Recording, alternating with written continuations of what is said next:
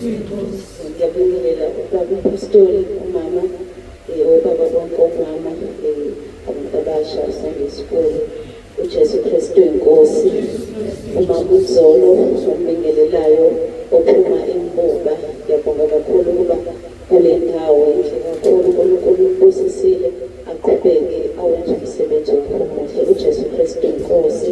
Ubufakazi buningi kakhulu, kodwa-ke khona nje obenzeke manje ekuseni engingakwazi ukuhlala makubizwa abangufakazi ngizophakamisa igama lenkosi uJesu. Siyabonga kakhulu ubaba uPastori ngemfundiso zakhe, zisenza singakwazi ukuthula, zisenza singakwazi ukufihleka.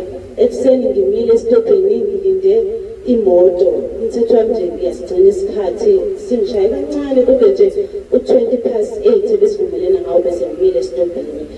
Kuqhamuke nje ubhuti semile, unokusabela nje, mhlawumbe futhi noma umbezi noma isibongo esiphethe. Athi sawubona sisi, ngithi uJesu Kristu inkosi. Shuthi angazi noma ilanguage akayazi. Masethi ngisacela ukubuza, khona ohlolayo ngala, ngazi uma ubaba nobaba ohlola ngeshumi, awumazi thungala. Ngiphuza ukuphendula, ngiyacabanga ngithi hawu, iyephi manje inkazimulo kaNkulunkulu ezongibuza ngomama abahlolayo. Ngibe naloyo nje, ngithule ngimlalela ngithi okay, but ohlola kanjani? Uhlolani? Athi ngifuna ukuhlola ngempilo yami. Ukuthi njani? Ukuthi ngiyabona nje ukuthi angathi akungihambeli kahle. Ngithi webhuti wake wezwa ngenkosi uJesu. Ngithi yabona-ke la kuzosebenza isibindi, ngizomtshela ngale ngingabonga wezwa ngenkosi uJesu.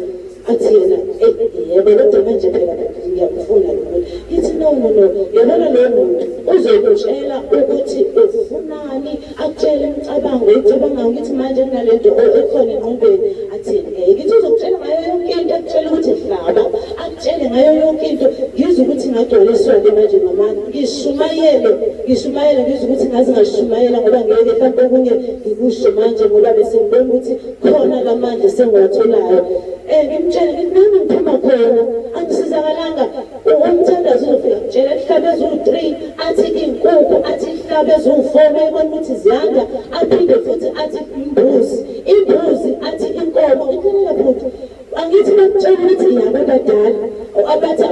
abadala bakini bakufulathele yonke, ayikho leyo nto. Abancane bashonanga kini, athi basho. Ngithi ayikho lento, ngishumayele ngizwe ukuthi hayi ngagcwaliswa-ke manje ngamandla. Bese ngilanda ifoni yami la, ngiyipresse, ngehlisa ivolume, ngivulela u-18, ngibe ngisashumayela. Emveni kwalokho kube kulezo ngathi lithi thula manje, ngithule.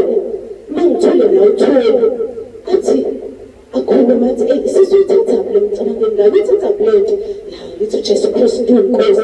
Athi ngiyabonga sisi, athi ngiyabonga, ngiyakwazi ukuthi uyakhuluma futhi iqiniso lento. Ngithi ngiyavuma-ke manje, ngiya-intercede ngenhliziyo ngithi uJesu Kristu inkosi, uJesu Kristu inkosi. Wathi ohamba ngalo mdlandla kade efike ngawo, wahambe phela amandla. Wathi sisi ngiyakuzwa, and angisabona nokuthi uyile la nomthandazo kade ngifuna ngendlela nje.